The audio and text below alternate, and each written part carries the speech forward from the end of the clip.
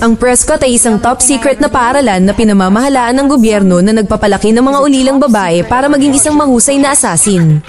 Ang mga maliliit na batang babae na ito ay hindi nakakaramdam ng anumang emosyon at sinanay na pumatay mula pa noong sila ay matutong maglakad. Ang punong guro, si Hardman, ay nagtuturo sa kanila na huwag magkaroon ng anumang awa dahil ito ay isang kahinaan para sa isang lihim na ahente. Ang prinsipyong ito ay hindi angkop sa isa sa mga nangungunang mag-aaral na si 83. Gusto ni 83 na magkaroon ng pamilya, ngunit hindi sila pinapayagan sa Prescott. Bilang karagdagan, siya ang pinakamahusay sa lahat ng larangan. Dahil dito ay kinasusuklaman siya ng kanyang mga kaibigan, lalo na ang kanyang karibal na si 84. Si 83 ang laging namumuna sa kanyang klase, kaya siya ang unang na-activate dahil sa kanyang mga nagawa. Ang una niyang misyon ay kunin ang isang briefcase mula sa isang lalaki at nagawa niya ito ng perpekto sa loob lamang ng ilang minuto. Ipinadala sa mga misyon, ibig sabihin, malayang makita ni 83 ang totoong nangyayari sa mundo. Ngunit dahil sa karanasang ito, naiinggit din siya sa makamundong buhay ng mga kabataang babae na kasing edad niya. Habang naghihintay para sa susunod na misyon, naglalaan siya ng oras para mangalap ng kaalaman tungkol sa ginagawa ng mga normal na bata. Nanonood siya ng mga pelikula tungkol sa pamumuhay ng mga teenager. Bumalik sa Prescott, si 83 ay itinalaga upang hulihin ng isang kilalang Amerikanong nagbebenta ng armas, si Victoria Knox. Ang pagtatalaga sa kanya ay muling naging dahilan upang lalong mainis si 84 sa kanya. Bago simulan ng misyon, si 83 ay nahuli ni Hardman na nagbabasa ng mga magazine sa panahon ng meeting. Medyo pinagalitan siya ni Hardman, ngunit pinili pa rin siya upang gawin ang misyon. Si Knox ay isang matalinong babae na mahilig patumbahin ang mga Prescott. Para mahuli siya, nagpanggap si 83 na nahuli at pinabagsak ang mga tauhan ni Knox. Inilunsad niya ang isang lobo at itinali ito kay Knox bago niya ito malaman. Biglang lumipad ang isang eroplano sa itaas nila, kinuha ang lubid at pinalipad silang dalawa. Sa kasamaang palad, si Knox ay may dalang baril. Sinimulan niyang barilin si 83, kaya kinailangan niyang magpahulog sa ilog sa ibaba. Si Knox ay nakarating sa eroplano at nakilala si Hardman. Saglit silang nagkukwentuhan na parang malapit na kamag-anak. Sa ibaba, si 83 ay nakaligtas sa pagkahulog ng walang anumang pinsala. Nang sasagutin na niya ang tawag ni Hardman, sumagi sa isip niya na ito na ang tamang oras para makatakas sa Prescott. Tinanggal ang kanyang relo at itinapon sa ilog, minarkahan siya bilang hindi na aktibo. Sa wakas ay nakalaya na si 83 mula sa kanyang kulungan upang tuparin ang kanyang pangarap na maging isang normal na dalaga. Upang hindi siya makilala, nagpanggap siya bilang isang ulila na nagngangalang Megan Walsh at nag-enroll sa isang student exchange program. Pinili niya ang Happy Larsens para maging host family niya. Pagdating sa Newton sa USA, si Megan ay sinundo ng Larsens. Awkwardly niyang niyakap si Mrs. Larsen at ang kanyang anak na si Parker. Si Liz, ang anak na babae, sa kabilang banda, ay hindi gaanong malugod at lumalayo sa kanya. Niyakap ni Megan ang isang random na lalaki na inaakala niyang si Mr. Larsen, nalaman lamang na nakipaghiwalay si Mrs. Larsen sa kanyang dating asawa. Pagdating sa bahay, napansin ni Megan ang mainit na pagsalubong ni Mrs. Larsen sa kanya at labis siyang nagpapasalamat dito. Sa hapunan, nakipagkaibigan kaagad si Megan kay Parker na nahuhumaling sa pagiging isang ninja. Sa kabilang banda, patuloy pa rin si Liz sa paglayo kay Megan. Pagkatapos ng hapunan, bumalik si Megan sa kanyang silid upang maglagay ng kanyang cover. Gumagamit siya ng mga larawan ng mga modelo ng magazine bilang kanyang cover at nagtatapos sa sobrang pananamit para sa kanyang unang araw sa high school. Agad siyang naging sentro ng atensyon at binubuli ng mga bata. Nang makita ito, tinawag siya ni Liz na isang kakaiba at atubili na ipinahiram ang kanyang ekstrang damit. Dahil dito ay parehong nakaramdam siya ng lungkot at pagkalito. Pagkatapos magpalit ng damit, kinakabahang naghihintay si Megan sa kanyang pagkakataon na umakyat sa entablado at magpakilala. Ipinakilala ni Roger ang kanyang sarili kay Megan at sinubukan siyang pakalmahin. Si Roger ang gumagawa ng ilaw sa entablado at binanggit ni Megan ang maling magazine tungkol dito na sinasabi na para lamang ito sa mga geeks na hindi makapasok sa banda. Sa kabila ng katotohanan, naaakit si Roger kay Megan at siya ang unang taong naging mabait sa kanya. Pinaalalahanan niya si Megan na ang mga bully sa paaralan ay maaaring maging masama sa kanya. Sa wakas, dumating na ang oras para kay Megan. Ang bully sa paaralan na si Gooch ay agad siyang pinahiya sa harap ng klase na sinundan ng mga tao. Sa kabutihang palad, ang school star na si Cash ay dumating upang iligtas siya. Kinakantahan niya siya ng isang kanta at agad na nahulog si Megan sa kanyang kaakit-akit na titig. Lahat ng mga babae ay kinikilig din sa kanya. Pinakalma ni Cash si Megan at sumali sa kanyang banda, ang Emoticon. Pagkatapos ay kumanta si Cash ng isang kanta kasama ang mga tao na nagpapasaya sa kanya. Dumating ang tanghalian at inanyayahan si Megan ng mga cheerleader ng paaralan na kumain kasama nila sa mesa. Gayunpaman, tinanggihan niya ito. Ayon sa kanyang intel mula sa Mean Girls, ang mga cheerleader ay palihim na tatraidorin siya at ipapahiya siya kapag nagtiwala siya sa kanila. Dumating si Megan sa kanyang unang sesyon sa klase. Umupo siya sa tabi ni Roger, ang bago niyang kaibigan. Agad silang naging close dahil nakaka-relate sila sa mga jokes ng isa't isa. Pagkatapos ng sesyon, inanunsyo ng guro na bukas, ang mga mag-aaral ay kailangang maupo kasama ang kanilang mga itinalagang kasosyo. Napatingin si Megan kay Cash, habang tinitignan ni Megan si Cash na papalabas ng kwarto, lumapit si Gooch para sampalin ang kanyang likuran, ngunit mabilis na pinigilan niya ito gamit lamang ang kanyang isang kamay. Sa gabi, pinasok ni Megan ang lab para baguhin ang sitting chart at inilagay siya sa tabi ni Cash. Gamit ang kanyang mga kasanayan sa pagiging ninja, nagagawa niya ito ng mabilis at pagkatapos ay tahimik na lumabas ng silid. Sa umaga, kumpiyansa na umupo si Megan sa tabi ni Cash, ngunit sa huli ay sinimulan siyang awayin ng ilang mga babae dahil dito. Gayunpaman, si Cash ang napiling maging lab assistant ng guro dahil mayroon siyang kailangan kay Cash. Pagkatapos ng sesyon, ipinaalam ng dalawang babae kanina kay Megan ang isang audition ng mascot sa paaralan. Alam ni Megan mula sa kanyang pagsasaliksik na ang mascot ng paaralan ay para lamang sa mga talunan, ngunit nagawa pa rin siyang kumbinsihin ng mga babae. Nililin lang nila siya sa paniniwalang maaari siyang makakuha ng permiso na makapasok sa backstage at bumuo ng isang romantikong memorya kasama si Cash sa pamamagitan ng pagiging mascot. Kinuha niya ang costume at inihanda ang sarili para gumanap ng mascot dance. Matapos maunawaan ito, pumunta siya sa audition bilang nag-iisang kalahok. Mahusay na sumayaw si Megan na habang may hawak na axe, gumagawa ng ilang tricks bago natapos ang kanyang pagganap sa isang malakas at machong sigaw. Siyempre, tinanggap siya kagad sa trabaho kahit hindi siya tinitignan ng judge habang nagpe-perform. Pagkatapos ng ilang home workout, napansin ni Megan na siya ay sinusubaybayan ng isang misteryosong van. Sinusundan pa siya ng van sa kanyang paaralan, dahilan para mabahala siya. Sa wakas ay dumating na ang araw ng kompetisyon at si Megan ay nasa kanyang bike ang costume, sumasayaw upang pasayahin ang malaking araw. Biglang lumabas sa van ang ilang lalaking nakamaskara at sinubukang dukutin si Megan. Kahit na mas marami sila, madali silang natalo ni Megan isa-isa, salamat sa kanyang mahigpit na hand-to-hand combat training mula sa Prescott. Nagawa pa niyang ihagis ang kanyang palakol sa isang tumatakas na kidnapper. Lumalabas na sila ay mga mag-aaral mula sa isang karibal na high school at sinubukan nilang agawin si Megan para sa tradisyon. Napagtanto na siya ay niloko ng mga babae, siya ay nagmamadaling umalis sa eksena, nahihiya. Hinabol siya ni Roger at sinubukang aliwin siya, ngunit hindi nagtagumpay ang kanyang pagsisikap. Sa bahay, si Megan ay bigo dahil sa kanyang pagkabigo na kumilos bilang isang normal na babae. Pakiramdam niya ay mas malala ang high school kaysa sa kanyang mahigpit na pagsasanay. Narinig ni Mrs. Larson ang kaguluhan at kinakausap siya tulad ng ginagawa ng isang tunay na magulang. Pinakalma niya siya, sinasabing normal lang ang lahat sa high school, at dapat ay manatili na lang tapat si Megan sa kanyang sarili. Si Megan ay bumalik sa paaralan na ang mga mata ay nakatutok sa kanya muli. Gayunpaman, sa pagkakataong ito, siya ay sinalubong ng palakpakan at mga hiyawan. Ang laban na nangyari kahapon ay naitala at naging viral magdamag. Maging ang mga bully ay natuwa nang makita siya, biglang lumapit si Cash kay Megan at niyaya siya sa isang jamming session. Maaga siyang dumating at sinurpresa siya ni Roger mula sa likuran. Hindi sinasadyang pinabagsak siya ni Megan hanggang sa masuffocate si Roger. Habang nag-uusap sila, nalaman ni Roger na kakaiba si Megan kapag nagpapaliwanag siya ng ilang martial arts, ngunit tinanggap ito ni Roger ng may tapat ng ngiti at patuloy silang nag-uusap. Biglang dumating si Cash at ang kanyang banda para basagin ang masayang reunion. Kinuha ni Cash si Megan kay Roger at hiningi ang kanyang opinyon sa kanyang bagong kanta.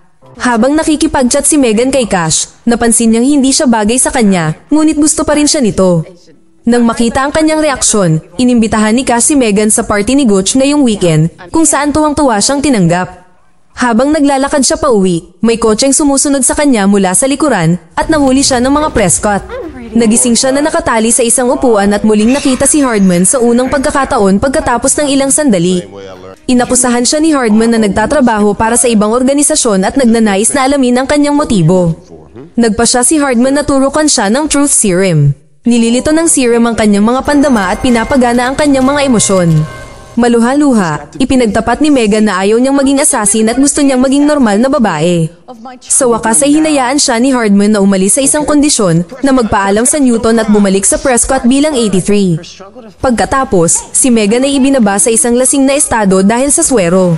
Hinarap niya si Liz, na sinasabi na si Liz ay nagpapanggap na isang matigas at matapang na babae kahit na siya ay mag-isa na lamang at nalulungkot. Pinayuhan niya siya na baguhin ang kanyang ugali at bumuo ng mga tunay na koneksyon sa kanyang mga kaibigan at ipakita ang tunay na Liz. Sinasabi niya ang lahat ng iyon nang walang pahintulot bago tuluyang nawalan ng malay. Kinabukasan, umupo si Megan kasama si Roger sa tanghalian. Malalim silang nag-uusap tungkol sa kung ano talaga ang gusto nilang gawin sa kanilang buhay. Pakiramdam ni Megan ay wala siyang nagawang kapaki-pakinabang sa kanyang buhay at inaaliw siya ni Roger sa pagsasabing palagi siyang namamangha sa paningin nito. Sa kabila ng magiliw na mga salita, iniwan ni Megan si Roger upang maupo sa mesa ni Cash. Bago umalis, inimbitahan niya si Roger sa party ni Gooch sa susunod na Biyernes. Sa bahay, pinagtatalunan ni Liz at Mrs. Larson kung pahihintulutan si Megan na pumunta sa party pagkatapos na dumating na lasing sa bahay kagabi. Iginiit ni Mrs. Larson na dapat siyang pumunta at dapat siyang samahan ni Liz upang matiyak ang kanyang kaligtasan. Sa wakas ay nakarating na ang dalawa sa bahay ni Gooch. Nakakabaliw ang party sa malakas na musika at alak, tulad ng gusto ni Megan.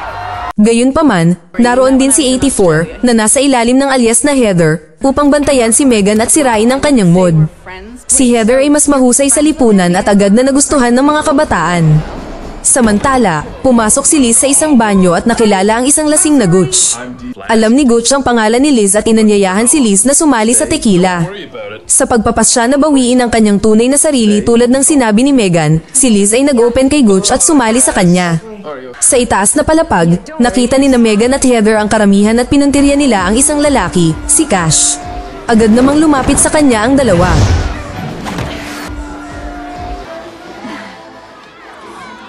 Pero syempre, mas pinili ni Cash si Megan kaysa kay Heather. Bumalik sa bathtub, natagpuan ni Liz at Butch ang maraming bagay na pagkakatulad nila at nagsimulang bumuo ng isang relasyon. Dumating si Roger sa party at nadatnan niya ang dalawa na nagsasaya.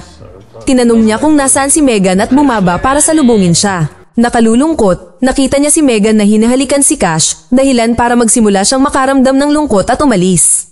Sa umaga, lasing na lasing si Liz kaya nakatulog siya sa sopa. Inimbitahan ni Cash si Megan para kumain ng waffle at masama ang pakiramdam niya sa pag-iwan kay Liz doon. Pagkatapos ng party, umuwi si Liz na may bagong tato sa mukha. Galit na galit si Mrs. Larson kay Megan dahil iniwan niya si Liz mag-isa para mag-almusal. Gayunpaman, nagsimulang maging malapit sa isa't isa sina Megan at Liz pagkatapos ng insidente. Sa kanyang pagpunta sa paaralan, si Megan ay muling hinarap ni Hardman. Hinihiling niya ang pangako ni Megan na bumalik sa Prescott. Nag-aalala siya para sa kaligtasan ni Megan dahil nakatakas si Knox mula sa pasilidad. Ayaw na ni Megan sa Prescott, lalo na kapag nagiging maganda na ang pamumuhay niya sa high school. Kaya, pinipilit niyang hindi na bumalik. Nang marinig ito, sumang-ayon si Hardman ngunit nangako na si Megan ay mag-iisa kapag dumating si Knox upang kunin siya. Dahil naiwan siya ng bus papuntang paaralan, sumabay si Megan kay Liz sa kanyang sasakyan papuntang paaralan. Sa wakas ay nagkaroon sila ng parang magkapatid na relasyon, nag-uusap sa isa't isa ng walang anumang gaps. Biglang may dumaan na hindi kilalang sasakyan sa tabi nila na may mga baril at pinaputokan sila. Agad na kinuha ni Megan ang manibela habang umaamin kay Liz. Sinabi niya kay Liz ang lahat tungkol sa kanya, kung paano siya binuhay, at kung bakit may gustong pumatay sa kanya. Muntik nang mabangga ni Megan ng isang truck at lumiko sa isang scrapyard ng kotse. Sa kabila nito, nakabuntot pa rin ang chaser at nakatagpo siya ng dead end. Patuloy silang nagkakaroon ng showdown at kalaunan ay naaksidente. Sa kabutihang palad, nakaligtas sina Megan at Liz sa pag-crash. Sinuri ni Megan ang kotse nang humahabol sa kanila at naamoy ang pabango ni Heather dito. Sa ospital, sinabi ni Megan kay Hardman ang tungkol kay Heather. Lumalabas, hindi pinadala ni Hardman si Heather. Naniniwala si Hardman na namatay si Heather nang tumakas si Knox. Matapos ikonekta ang mga tuldok, napagtanto ni Megan na si Heather ay nagtatrabaho para kay Knox. Hinihingi niya ang kanyang gamit pabalik, ngunit tinanggihan ito ni Hardman dahil hindi na siya Prescott.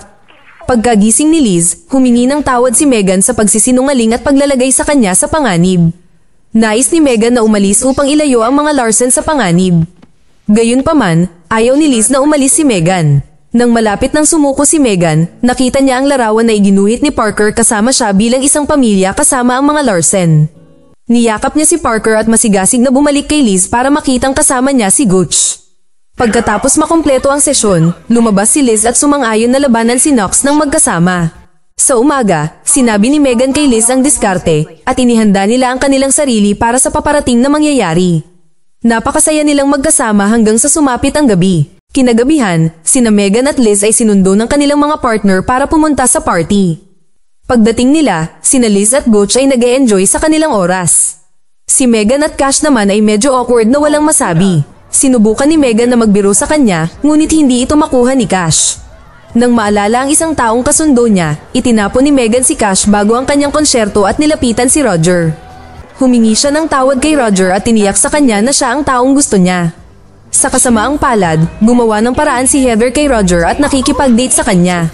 Nang hindi nagsasayang ng oras, si Megan ay nagudyok ng isang away na sinusundan ng patuloy na pag-atake mula kay Heather. Napunta sila sa isang mabangis na labanan na ginagawang kaguluhan ng buong party. Kinuha ni Heather ang isang metal bar at mahusay na iniindayog ito. Gayunpaman, hindi pa rin niya mapabagsak si Megan. Gamit ang fire hose, pinalo ni Megan ang tiyan ni Heather at itinulak pa siya pababa. Binungusan ni Heather ng alikabok si Megan, kaya kinailangan niyang tumakas sa eksena. Habang hinahanap si Megan, ibinunyag ni Heather na tina-target ni Knox ang mga Larsen. Nang malapit nang mahanap ni Heather si Megan, inatake siya ni Liz sa binti gamit ang corn dog at mabilis na pinabagsak siya ni Megan. Sobrang proud at excited si Liz sa ginawa niya. Nagmamadali silang umuwi at pinabagsak ang nagbabantay. Pumasok si Megan sa bahay habang nakatutok ang baril kay Knox. Sa pag-uusap, inihayag ni Knox na siya ang unang Prescott, ang numero 1. Biglang dumating ang isa pang guard kasama si Liz na hostage. Naramdaman na wala na siyang magagawa. Sumuko si Megan at ibinaba ang kanyang mga baril. Tusong hinamon ni Megan si Knox sa isang patas na laban at nagsimula sila kagad. Nang si Knox ay malapit ng bugbugin ni Megan, inilabas ni Knox ang kanyang baril. Sa kabutihang palad, nakahanap si Parker ng isang flashbang at inihagis ito na nagbibigay ng pagkakataon para sa mga Prescott na makapasok sa bahay. Mahusay nilang pinabagsak ang mga tauhan ni Knox ng paisa-isa at kalaunan ay nahuli ni Hardman si Knox. Niyakap ni Megan si Hardman dahil bumalik siya para sa kanya. Sa wakas ay inamin ni Hardman na siya rin ay napalapit na kay Megan, ang kanyang minamahal na estudyante. Kinuha rin niya si Megan pabalik sa Prescott bilang isang deep cover agent at nakatira kasama ang Larsens. Bumalik si Megan sa party at nakitang nagkakasundo si Cash at ang guro, ngunit hindi niya mahanap si Roger kahit saan. Sinundo na si Roger ng kanyang ama at pauwi na. Biglang bumaba si Megan sakay ng helicopter, nagtapat kay Roger at nagimbita sa kanya sa ibang date. Tinanggap ito ni Roger, at ang dalawa, kasama sina Liz at Gooch, ay masayang lumipad sakay ng helicopter. Nagtatapos ang pelikula na sa wakas ay natagpuan na ni Megan ang kanyang hinahanap na ginagawang mas mahalaga at sulit ang kanyang buhay. Mag-subscribe para sa higit pang mga video na tulad nito, i-on ang notification at mag-iwan ng like para matulungan ang aming channel. Salamat sa panunood.